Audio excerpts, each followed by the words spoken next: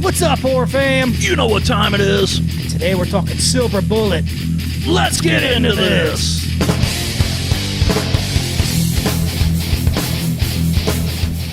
All right. What's up, everybody? What's up, and welcome to the Horror Chronicles podcast, your favorite podcast. I'm your host, Ryan, and with me, as always, my co-host, JT. What's up, everybody? That's right, guys. And as you heard, we're going to be talking about the great film Silver Bullet. But before we do that, we're going to do a little bit of business here.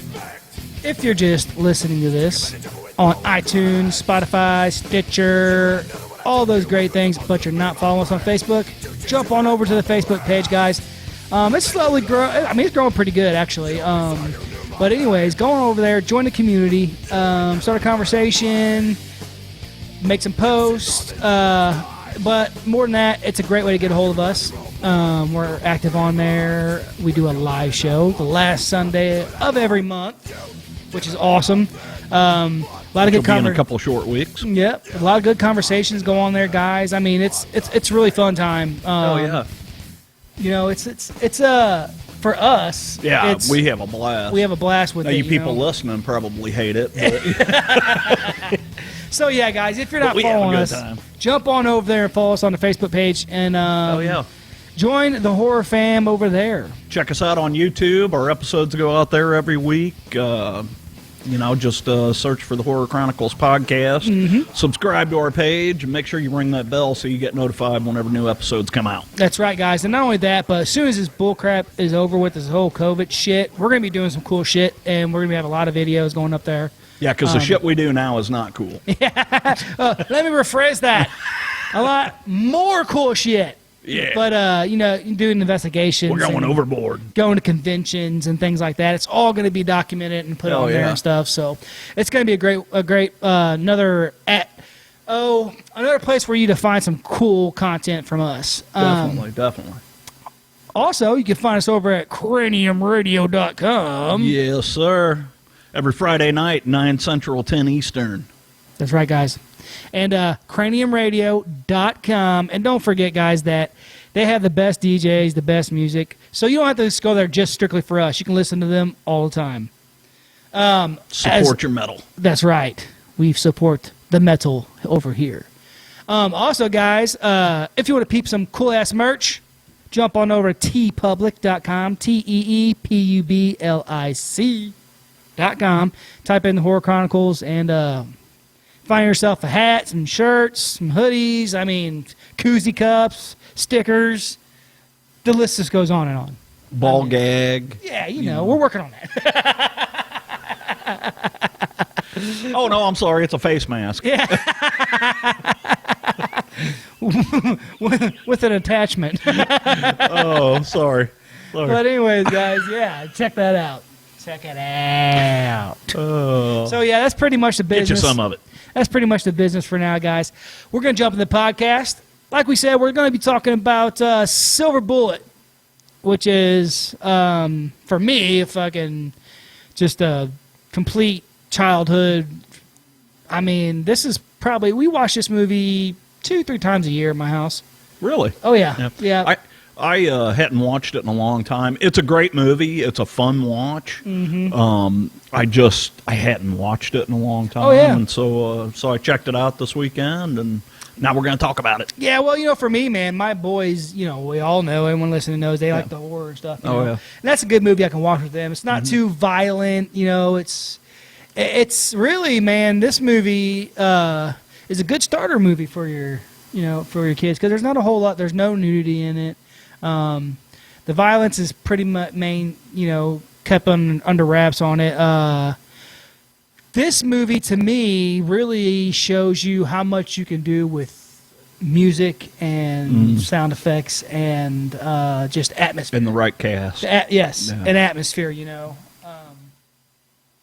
It's a nostalgic movie for me. It's one of my first horror movies watching as I grew up, and it, like I said, with the music, everything just brings you back. And it's one of those movies that there's not a lot of movies out there like this, but you're watching the movie and you're getting into it and you're like, yeah, this is gonna be good, and then all of a sudden you're like, oh shit, it's over. I mean, because it goes by so fast. Yeah, it does too. Because I remember I just watched it like earlier today, and I was just like, holy shit, it's already over with. Yeah. It's one of those that you wish they kind of could have went a little bit longer, but then again, it came out in '85.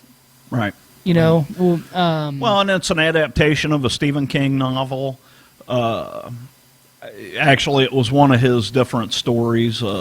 Cycle of the Werewolf. Cycle of the Werewolf, yeah. Mm-hmm. Yeah. It was in one of his novellas or something like that. Mm-hmm. They adapted it for a screenplay and got a great cast. I mean, you got Corey Haim and Gary Busey. Fucking Gary Busey? Gary Busey. Come on, you gotta love Gary Busey. Uncle Gary. I mean, and it was funny. My wife walked by and she's like, "Oh, look, it's Gary Busey." Before he started looking all crazy. Before the motorcycle accident with no helmet. Yeah.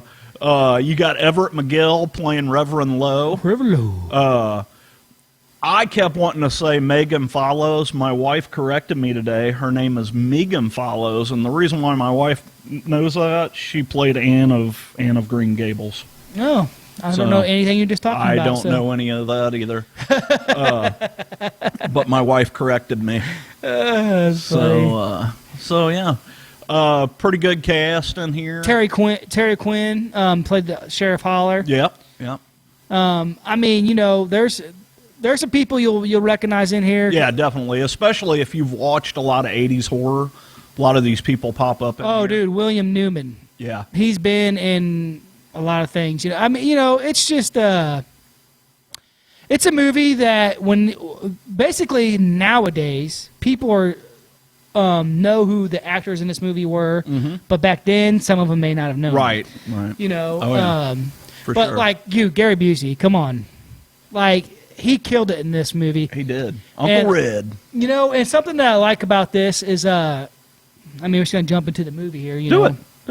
So Gary Busey, if you haven't watched this, guys, pause the podcast, go watch it, and then come back and see if you agree with our analysis on things. Yeah, because we're going to spoil it for you. We're going to tell you who the werewolf is. You guys know this. So, but anyways. Brian's going to fuck it all up for everybody. Gary Busey plays Uncle Red, and he's the uncle to this boy, played by Corey Haim, who is, his name is Marty, and he's paralyzed from the waist down, basically.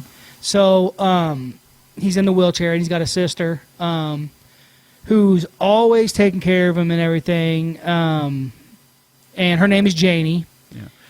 Go ahead. Typical older sister, she's always calling him Booger. Yeah, Booger. 85. I guess that was the thing to call you. Yeah. You bugger. But anyway, so Uncle Red. Thing I like about Uncle Red is that and it kind of plays a key part in the movie.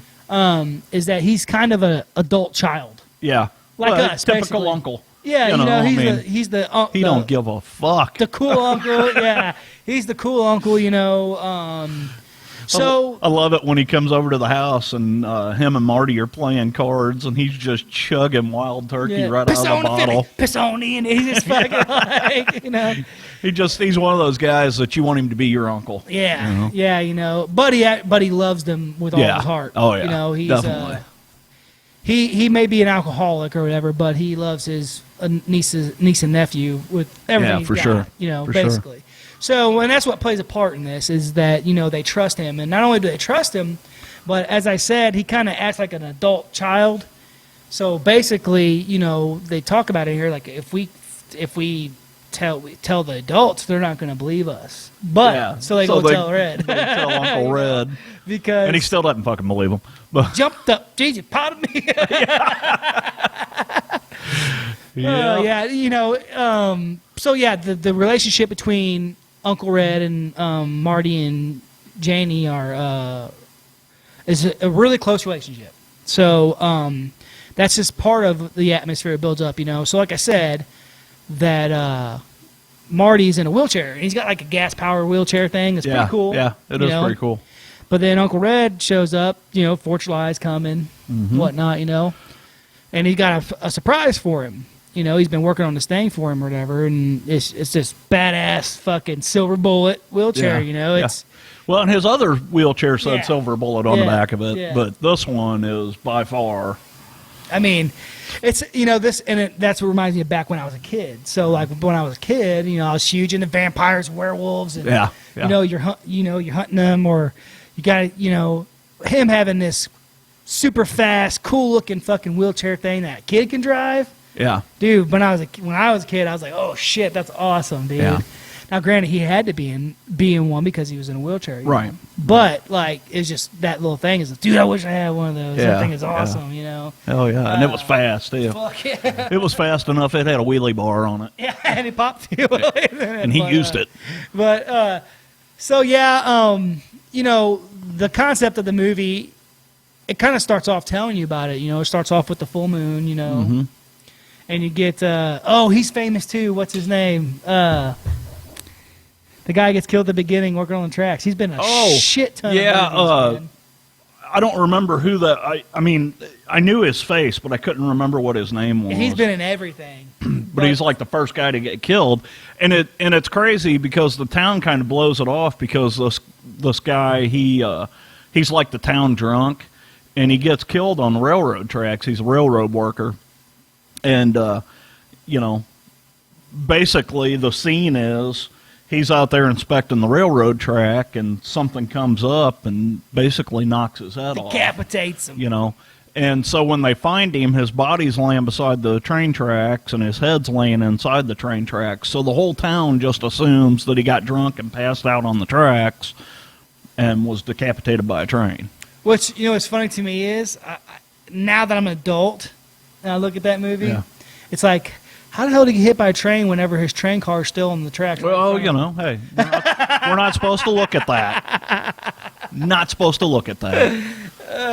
But yeah, That's, you know, it's interesting because I was thinking of something during this whole thing, but we'll get into it here in a little bit. okay, cool. But, But yeah, so, you know, the movie is being narrated in part by the older sister. by Janie. As she's older, though. She's Yeah, going yeah. back in time thinking about their childhood, which is, I love that concept, you know. Right, right. It was kind of like a Stand By Me kind of vibe. Man, I love Stand By Me. But, yeah, you know, they just got the movies right back then, you know. Yeah. They didn't rely on CGI and blood and horror and, like, violence, and they Yeah, because this movie had no violence in it. well, there's some. There's some for sure. But what I'm talking about is you don't have to start the movie off with something exploding and then like 15 million. You know, they just knew how to make an atmospheric movie back then. And that scene was probably the goriest scene in the movie because you actually see the guy's head flying through the air. Yeah, you know. The part where the lady gets attacked in a room, kind of pretty violent. Pretty violent. Not necessarily gory. Right. But you know, they just knew how to make movies back then to where they drew you in with the atmosphere of the movie. And that's what I miss a lot anymore, you know. Yeah, for sure. There's some movies that have hit it, the newer movies that have done it, but you know, right.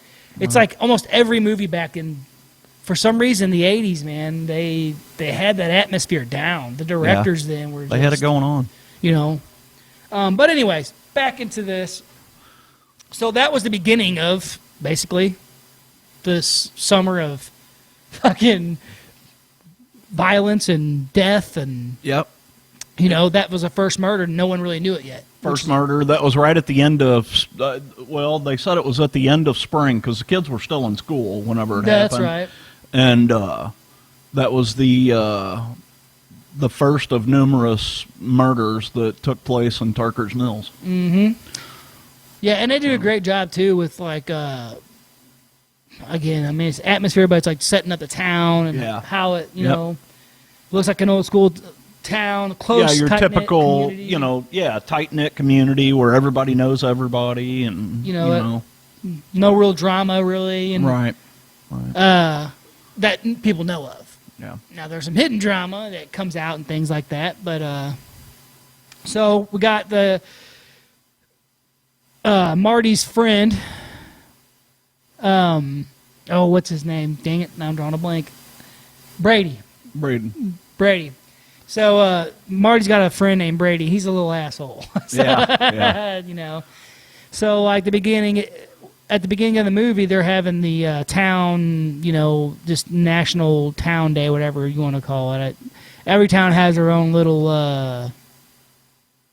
Brady Kincaid. But every town has their own, like, we had, Newburgh Day, Ross Summerfest, stuff like that. Oh, I thought you were going to say every town has their own little asshole. Yes.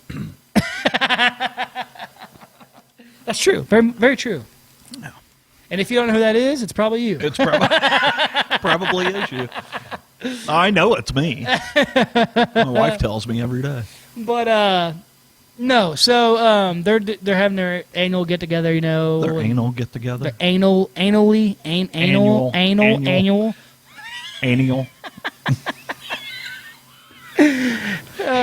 So boy, talk about going off the rails here. But you know, like I said, Brady, he's a trickster, so they play these jokes on he talks Marty into playing this practical joke on his sister, and you know, of course, her parents pretty much rely on her to watch out for her brother all the time. So she's goes out looking for him, and then they pull some trick on her. She falls in this mud puddle and gets her fucking panties in a bunch, so to speak. her pantyhose get ripped. Yeah. And so she's like, of course, calls her brother a bugger or whatever. And he's sorry about it because he actually, you know, loves his sister. He felt bad about the whole situation. He can't really do much. It's not like he could jump up and stop the guy, you know. And he even said it, you know, told his buddy, hey, you know, you're twisted, man, blah, blah, blah. Yeah.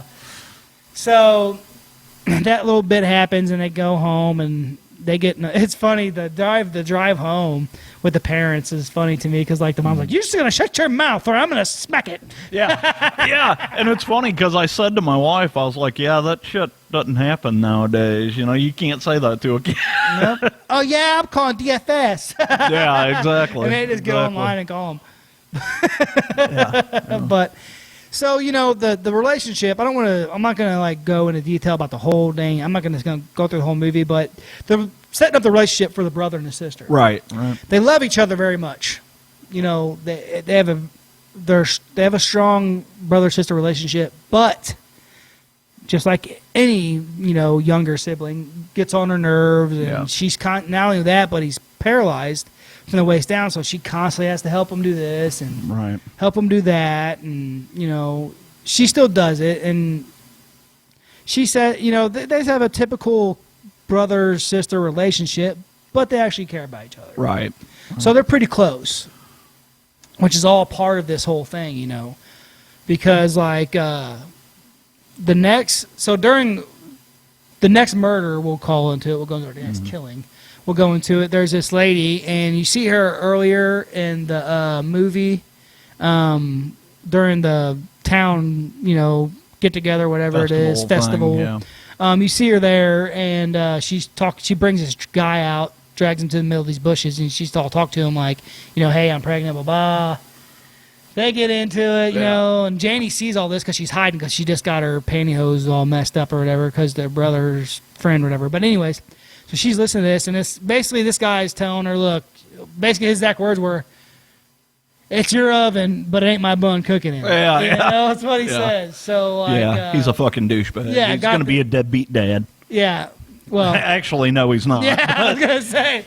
But anyways, so. Worked out for him, didn't it? Yeah, lucky bastard. But, no, you know, he's nice. She's all depressed or whatever. And then, so the next scene you see is this girl, or lady, I should say, in her room, and she's gonna ready to commit suicide, taking these pills because this guy doesn't want her or her child, and here comes the old werewolf, and this is actually the first time you actually see the werewolf. Right. Pretty good. They do a great job with, you know, what they had. Mm-hmm. You know, you see the werewolf, but you can't really see everything. It's like the flashes behind and this and that, you know. Well, in this particular movie, you don't need to see everything. Exactly. And that's what I was saying. That's another thing that I try to explain to people.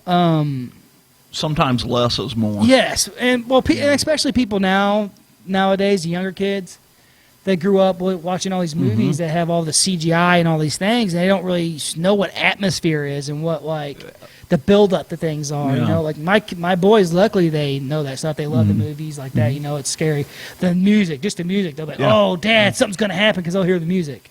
You know, so they're growing up understanding that. Right. And that's something I tried to get to people to understand now. You know, is that that's almost like a lost craft anymore. It is. It is. You know, there are some people that can still pull it off, and you know we talk about him all the time. And that's James Wan. Yeah, yeah. He is a master at that. But he's also a studier of the old school directors Right. and stuff. You know that. You know, I mean, that's why and that's another thing. That's why everybody's like, why is everybody like John Carpenter all the time? Blah blah. You got to understand is that like he makes the music. Right. He writes the. I mean, he does everything. You know, so like that's the whole point is that. It's not like he's a control freak. He has a vision in his head, and he wants it laid out on film. Exactly, you know. And I mean, I've always wanted to make a movie.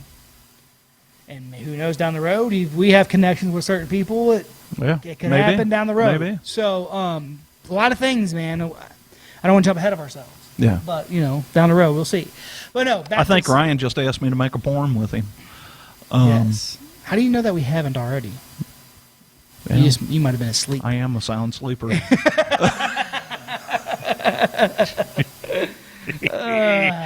right, back into the film. But anyway, so yeah, so the next murder happens, and it's this lady.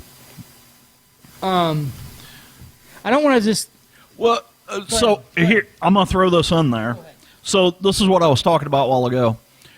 In this movie, the way everything plays out, you feel like you're watching like the same day or the next day or whatever because of the way they put this movie together. And I'm sitting here thinking, how many fucking full moons do you think are in a month? You know? I mean, shit, you only get a full moon once every 29 days. Yeah. You know, there's just no other way around it. And then, you know, your mind doesn't really think about things, you know, because you're engrossed in the film. You know, they say when she's telling narration at the front, she is talking about how it started. The first killing was during the spring. Well, then, you know, like a couple killings later, all of a sudden they're getting ready for 4th of July. Yep. And then by the time you get to the end of the movie, there's a part where they pull up to the fairgrounds, and he's all mad. Marty's all mad because they've canceled the fireworks show, and the date on the thing is October 1st. Yeah. So the movie actually plays out during the entire summer. Yeah. Yeah, and not only that too, but you know, speaking of the full moon, they even talk about it in the movie. You know, she says, "Well, in the lore, the werewolf can only turn the full moon, but what if it can turn anytime?" Yeah. You know, which is another reason. Well, in this particular movie, they had to keep it with lore because there's so much lore in this movie. Yeah. Oh yeah, 100%. You know, hence the name of the movie, Silver Bullet. Yeah, that's a great scene, by the way. I love that fucking scene. That's one of my favorite scenes. We'll get into it. Yeah. So, you know, these killings are happening, and the town's on edge. You know, and they're wondering, you know, what's going to happen now. And then you got characters in this town. You know, it's a small town, so the sheriffs are small town sheriffs. Right. You know, people grew up with them. That was Terry O'Quinn. Yeah, and they probably know these guys their whole lives. And there's just, you know, local town, you know, hard ass. Yeah. You know, who thinks he's, you know, king shit and whatnot. And he's getting into it with the sheriff's deputy and all this other things. And well, it's like he kept calling the sheriff's deputy a fat ass the whole movie. Yeah. This fat ass moron or whatever, you know, different. I was like, man, I'm fat ass. Yeah. If I was the sheriff's deputy, I'd have fucked you up, dude. Well, that's what he said. I'd have fucked you up in that bar right in front of everybody. That's what the sheriff deputy said. Yeah. He's like, you know, you better shut your mouth, you know. And that, what are you going to do about it, fat ass? And to be honest with you, that guy's not really that fat. He was actually a stocky dude. Yeah, yeah. And that guy looked really familiar. Oh, to you've me. seen him in movies. He's been yeah. in movies before. I can't remember his name, but I've seen him in quite a bit of movies. Yeah. That's another scene too. I like when he's at the all these murders are happening, you know. So the sheriff's calling the state boys like, "Hey, listen, you know," and he's all talk to him. He's like, "Well, when can I expect some help?" And he's like, "Oh yeah, okay." Fuck off. Yeah. And he's found up. Yeah. And then his deputy's like, "Sir, I don't know if it's such a good idea to tell them county mounties to fuck off." He's like, "Well, I wait till they hung up."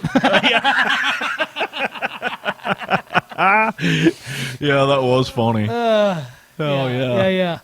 So, like I said, you got your characters in here, and so, you know, we've got all these people. Now we've had several people have died violently. So the town is in an uproar. You've got, like Ryan was saying, you know, this is why we were talking about this bar scene and the sheriff and everything.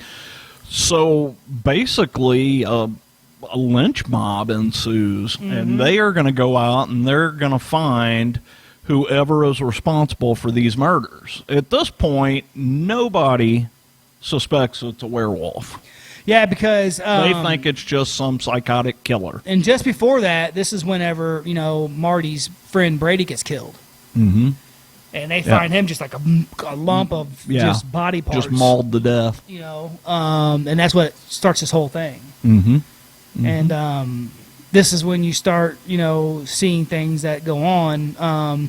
They're having the funerals, and the pastor or the, you know, reverend is like, you know, every cycle has a beginning and an end. And, Right. You know, Right. all this stuff, and telling everybody it'll all be over soon, and all this.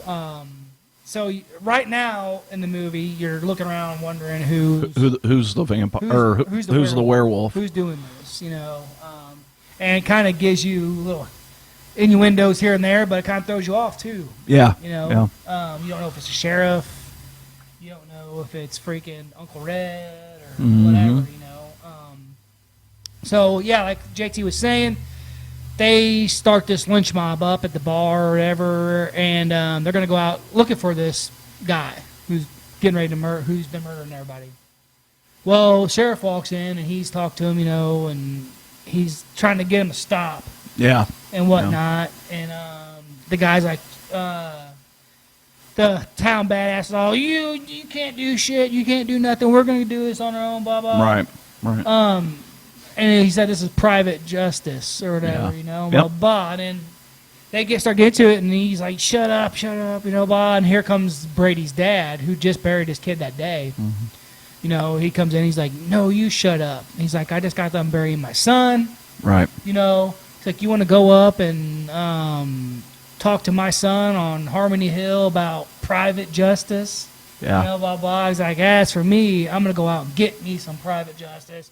So, bam, the sheriff basically lets them all go out, and then here comes the reverend running in, trying to stop everybody, which is another cool scene. Yeah. Yeah. When everybody's like... Everybody's jumping in their vehicles taking and off, you know. Kind of reminds me of the... There's a lot of pickup trucks. Well, it kind of reminds me of Halloween, was it 4?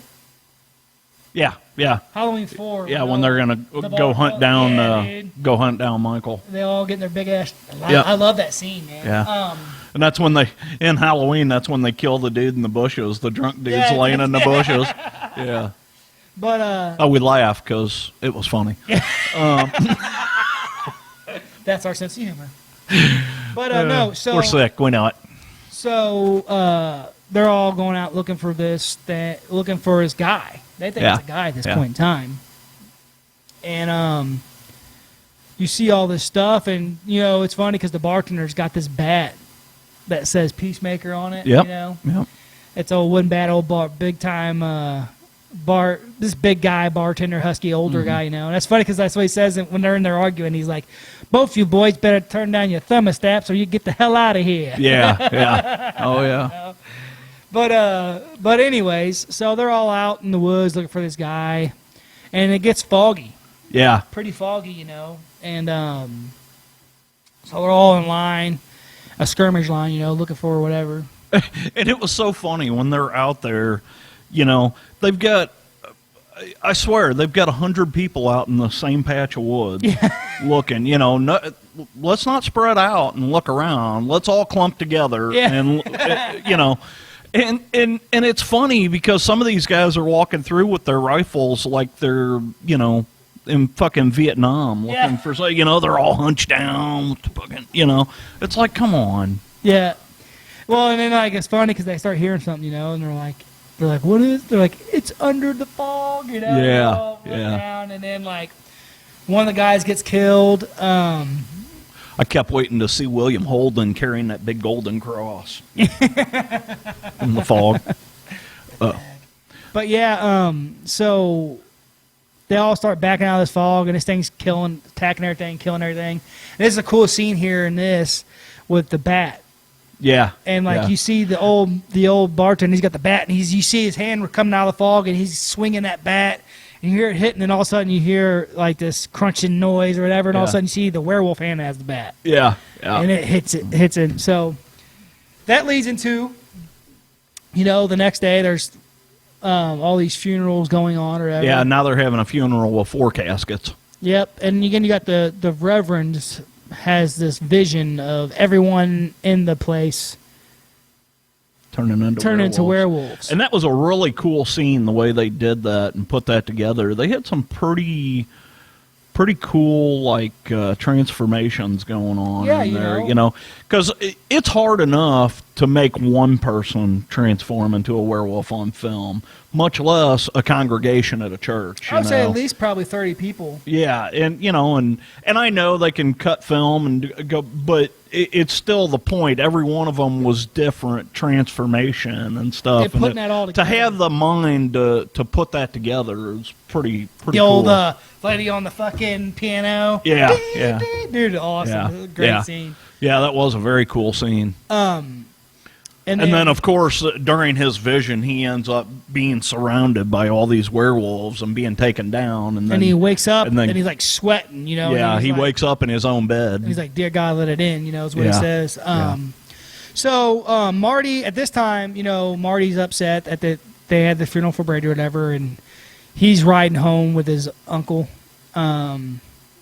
Red, and they're talking about it, and that's when he says, you know, Uncle Red's like, man, I hope they get this guy, you know. Yeah. And Marty's just like, what if it's not a man? Yeah. What if it's a werewolf? Well, no, he said it's some kind of monster. Some kind of monster, yeah. You know. Because even at that point, he didn't know, you know, that it was a werewolf. And he's like, what if he's like, oh, yeah. Like, what he even says werewolf or something like that, doesn't he? Yeah, I think he does. He's like, what do you mean, a monster? Like a werewolf or something? You know? Yeah. And then, so he calms him down a little bit, and he's like, there's just bad people out there that do things, you know, and this and that. And then this is that time that he gives him a silver bullet, you know. And he's like, gives him these, and this is one of my favorite scenes. Having the barbecue, you know, Uncle Red's getting ready to leave. It's, you know, they already shut down the fireworks and everything, but Uncle Red's like, hey, why don't you follow me around here? You know, he follows around. He's like, so he's like, I got you these fireworks. And he's like, oh, cool, thanks. He's like, you know, because he tells me, he's like, so this guy, let me get this straight. This guy kills your best friend, you know, shuts down the only fireworks display you have in town and all this other stuff. And he's like, no, I got you these. And he's like, wow, you know, and he's like, you know what these are for? This is so no fucking bad guy fucks with the good guys, you know what I'm saying? Yeah. You know, he just tells him, and basically... And he shows him the rocket. The rocket. And he says, you got to save this one for last. Yeah, you know. And again, with I love the atmosphere of this movie. Yeah. The way they filmed it. It's nighttime, so he sneaks out of his room through his window. You know, he's paralyzed from the waist down, but, you know, he climbs down this thing with his arms, and the silver bullet's right up underneath his window. So he drops down on it, you know, and he takes off. This whole scene with him driving on the nighttime, the music, the wind, like everything, you know, the atmosphere is so great in this movie, I think. I mean, personally, for me. Yeah. And then he goes out to this nice spot where you can go shoot off fireworks, you know, and he's shooting off, and then you hear the music, you know, and then like this is where Marty officially sees the werewolf. Yeah. Well, it's really cool, though, because he's, like, sitting on a bridge, and he's got the fireworks, like, sitting on the railing of the bridge, and he'll light them, and he'll back his little, you know, his silver bullet up a little bit, you know, and watch them go off. Well, as the camera pans down, you can see into the water. You can see the reflection of the werewolf standing on the bank. You know, it's pretty cool. It's just a really cool scene. A great scene for that movie, you know. And then, so he's shooting these off, and all of a sudden he hears something, and he's looking around, and this is whenever he sees the werewolf, and he's like, oh, now. Corey Haim was such a great actor. Yeah. I mean, for a kid, he was just a great actor as a kid, man. Rest in peace to him. But, like, you know, such a great actor, and he really portrayed that fear. Yeah. You know, at this part of the movie. And he backs up, you know, and here comes the werewolf coming. So he's trying to strike that match and light that rocket, you know, so, you know, he can get him, you know. And so he lights that rocket off, and then boom, it hits the werewolf in the eye. And he's like, the whole scene, you know, and then he takes off fucking flying. The whole scene where he's driving back. Like, this whole scene gets, like, one of my favorite scenes of the whole movie, you know, it's because the whole atmosphere of it. Him flying back home, climbing up in his bed, he just portrays it so well. Like, he like climbed up in his bed, and he like got all the way in the corner and like pulled the blanket around him, and you know you could tell he played it like he was scared to death, terrified, man. You know? He just did such a great job, you know. Yeah. And then so the next day he's sitting out there by himself, and his sister walks out, you know, like, what's going on? Do you know what's going on? And he kind of tells her, and she's narrating too at this time, right? So like in between all this, you're hearing narrations from her. And she talks about how she told him she would go around and look, you know, and just to kind of make him feel better. Because now, I mean, he shot this thing in the eye. And that's what he says. He's like, and I hit it in its eye. Yeah, so they know that whoever is the werewolf should have a damaged eye. Yeah. You know. So like, she goes all over the town. Collecting bottles for their church thing or whatever, you know, and as she's going around looking for bottles, she's also going around looking for the werewolf. Yeah. Or whoever the person is that got shot, you know. Right. So, again, music plays a lot into this, sets the atmosphere of it, you know, which they do a great job of. So she'd been going around all day looking for things, and you know, there's that scene when she goes to the barber and that guy's got his face wrapped up in the hot towel, you know, and she's like really slowly, boom. Yeah, and that was the high-strung guy that started all the shit at the bar. Yeah, the asshole. But then she's like, as she's going to the back to the church to drop off her bottles and stuff like that, she's all bitching and moaning about her brother, you know, and this and that, and how she's got him doing all this stuff and all that crap. And then this is where she's like talking to Reverend Lowe, and she's like, I believe, or something about my little brother and this and that, and he's like shows a close up of his face, and he's got an eye patch. Yeah. And it's like, darn, he's got like a piece of gauze taped over his eye. And it's like, Jamie. And then sometimes everybody realizes now that Reverend Lowe is the werewolf. And see, there's parts in here that we didn't tell you about, you know, in between, you know, like there's a big chase scene between Reverend Lowe and Marty, which we're going to get into a little bit. Well, that doesn't happen until later. Well, just after this. Yeah. You know, So basically, he, without looking at her, he tells Janie to, you know, go in there and unload your bottles in the and get me your tally sheet. And get your tally sheet. And anyway, she goes in there, and as she's unloading her cart with these bottles, she looks down and she sees that bat, the Peacemaker, with Peacemaker wrote on it, and it's busted in half. And so she's already like, wait, how did that get here? Yeah. You know, and as she's looking at this thing, you see the shadow come up behind her, and it's the Reverend. And when she turns around, she sees the patch over his eye. Yeah, she's like, and she knows. He's like, you're trembling. You know, you want to go lay down in the parlor, you know? And she's like, no, I gotta go home. Like, yeah. And then she runs home, and she's narrating too at this time, you know? So she does be like, I'll go home, and she's like, I ran here all the way. She's like, what are we going to do? And this is where she gets into telling He's like, we got to tell Uncle Red, you know. Yeah, This is the whole scene I was talking about earlier when they say that, like, you know, you can't tell the adults, we're not going to believe us. Right. So they tell Uncle Red, and that's when he's like, jumped up, Jesus pot of me, you know? Yeah. Because at this time, too, they had been writing. When he still doesn't believe him, though. Well, and at this time, too, they had been writing the Reverend notes telling me he should kill himself and things like that.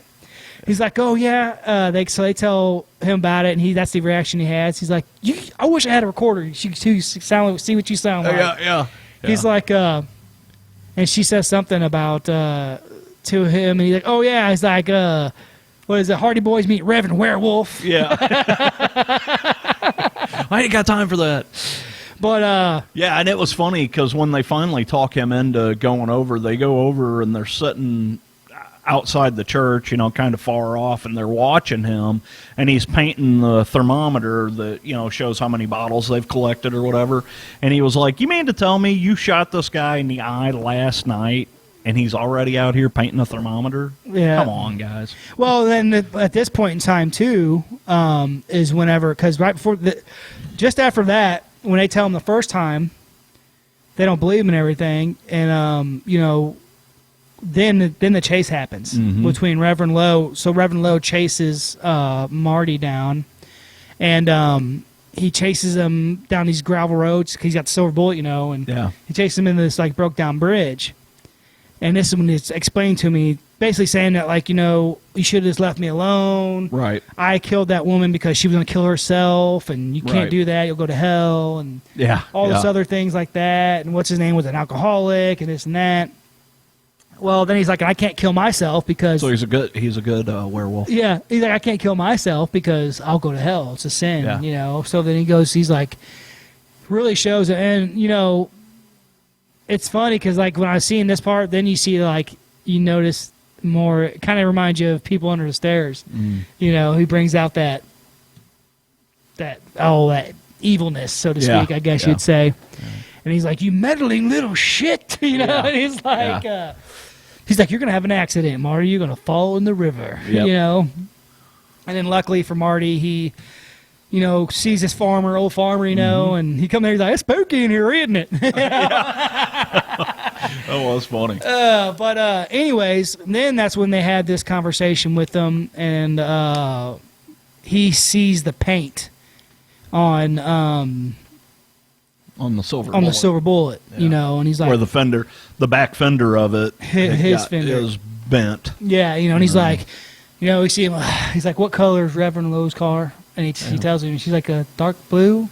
That blue points at, you know, and he's like, you know, and then he's like, well, it sounds a lot easier to stand without the fangs and the hair and the, you know, and that's when they go and they do the whole thing, and he's like, he's painting this now and this and that, and then he goes and talks to the sheriff.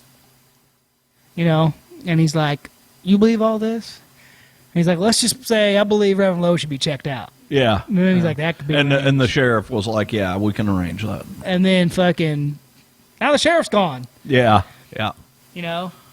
So then at this point in time is whenever, you know, you have, they give Uncle Red these silver medallions that they have. Well, it was Janie's crucifix that she wore. And there was another one, too, because he gave him something, too, because she's like, here, add this, too. Right. And this is where it leads up to one of my favorite scenes, you know, just because I love this whole scene. They go to this, he's like, Uncle Red took us to this, like, she's narrating it this time.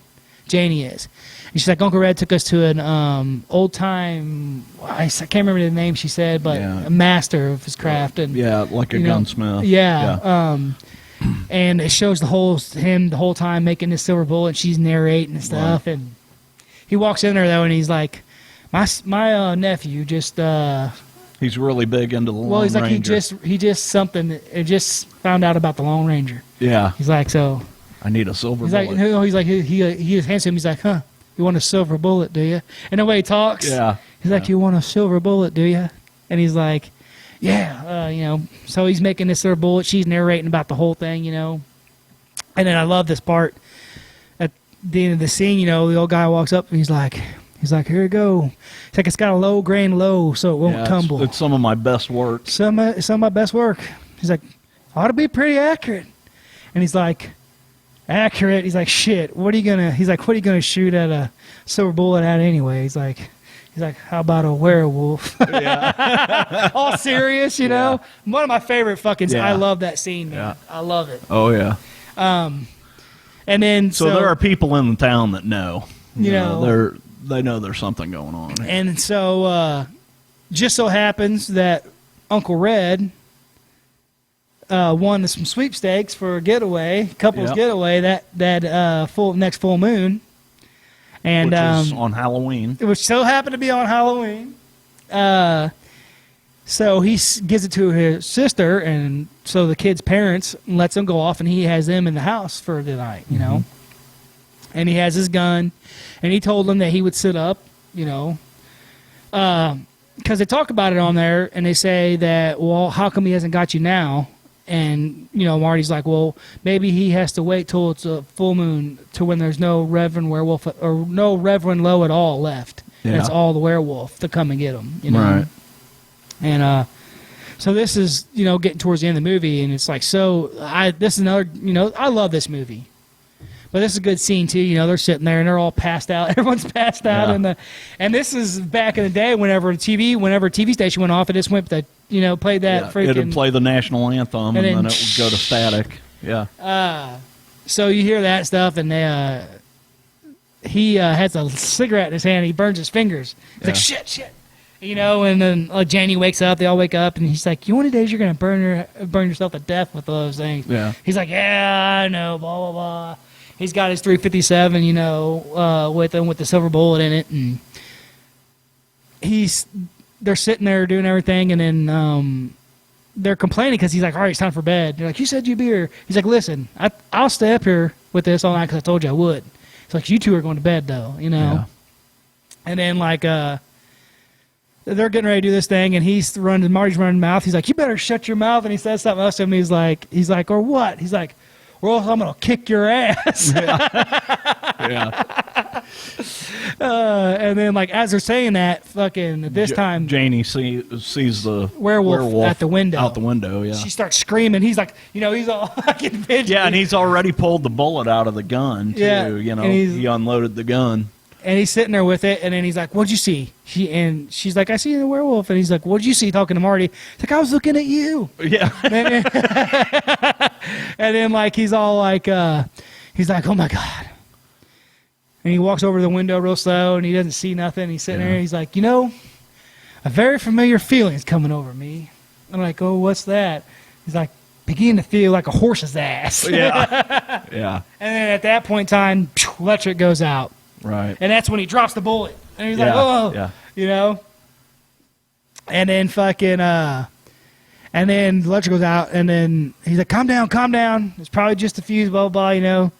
And all of a sudden, you hear the music kick in, and you see the werewolf. They show like a cool part where the werewolf's walking through back side of the house or whatever, you know, with his just hand rubbing. Yeah. And all of a sudden, you hear a noise or whatever, look around, all of a sudden, bam! Yeah, it comes busting through the wall. Fucking comes through the window, man. It's such a great scene. And like Gary Busey's whole, oh, the facial expressions crack me up. Yeah. Oh, yeah. Oh, shit. Oh, man, we went blank again. But, sorry, guys. The computer screen just went blank for a minute. But, yeah, so... yeah, it was funny because you talk about the power going off, and then all of a sudden all the screens went out. I don't have my gun on me, so it's in the Jeep. But, no, so they do this, and then... here comes the werewolf busting through, you know, and so Uncle Red starts fighting this fucking werewolf, you know, and he hits Janie over in the corner, and Marty falls down, or the gun goes one way, the bullet goes the other way. Yeah. Rolls down goes down the vent or whatever, and Marty's trying to grab it the whole time. Uncle Red's fighting this werewolf and shit, you know. Being thrown around the house like a fucking rag doll. And Gary Busey was a big guy. He was. He's a big guy.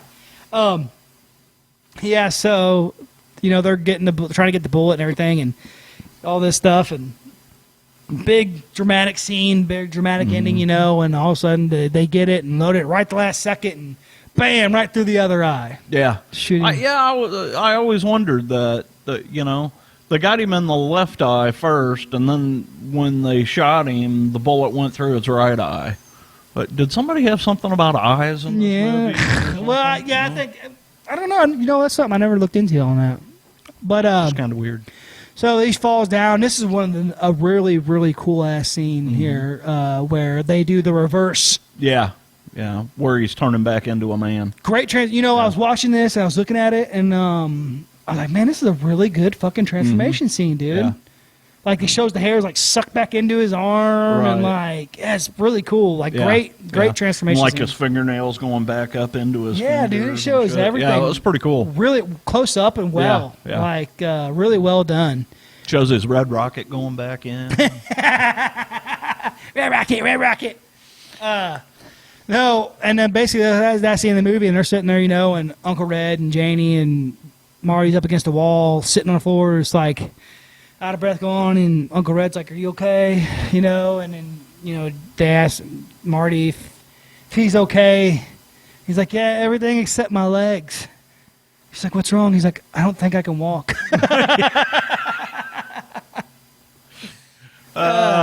Great movie. It's a great film, guys. Definitely worth the watch. It's funny. We were sitting here looking at the gross, what it made and whatnot, and like it said that it made. It's funny because it said that it was a budget of $7 million, which is quite a bit of money back then. Yeah. For a movie. You're talking a movie 1985. Yeah. So the opening weekend, it only made $4,013,000 something, and then it said the gross for the U.S. was $12,361,866, and it says cumulative worldwide exact same number. So that can't be right. Someone's got it mixed up over there. But yeah, it's one of those movies again that we talk about, kind of like Evil Dead. It didn't make a bunch of money, but it turned into a cult classic. Right. Oh yeah. Yeah. I mean, anything else you want to go into about it? It's a fun movie. I mean, when you get into Stephen King movies, there's always a lot of suspense and terror in his movies, but then there's also some lightheartedness too. Yeah. And this movie's got a lot of that, and it uses it very, very well. Yes, great atmospheric movie, guys. Definitely worth the watch. Yeah,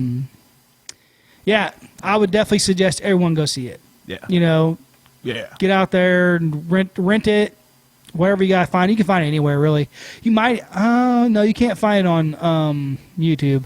Fuck it. Never mind. I can't talk about YouTube right now. But anyways, yeah, guys, definitely watch it if you haven't already. It's a great film, great atmospheric movie. Yeah.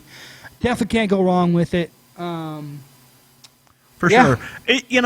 For me, it was never one of my favorite werewolf movies, but it's pretty high up there. It's got that nice 80s nostalgic feel to it. 100%. And I think that's why I still enjoy it. Mm-hmm. But yeah, it draws you in with the But yeah. So yeah, guys, people. That is Silver Bullet for you. Definitely go check it out. I would definitely tell you that this is a movie you can watch with your kids. Oh yeah. So it's a good movie to be able to check out on a scary movie night with the kiddos. So yeah, guys, that's it for this episode. We will be back again, I promise. But as always, until next time, keep it creepy. Ow!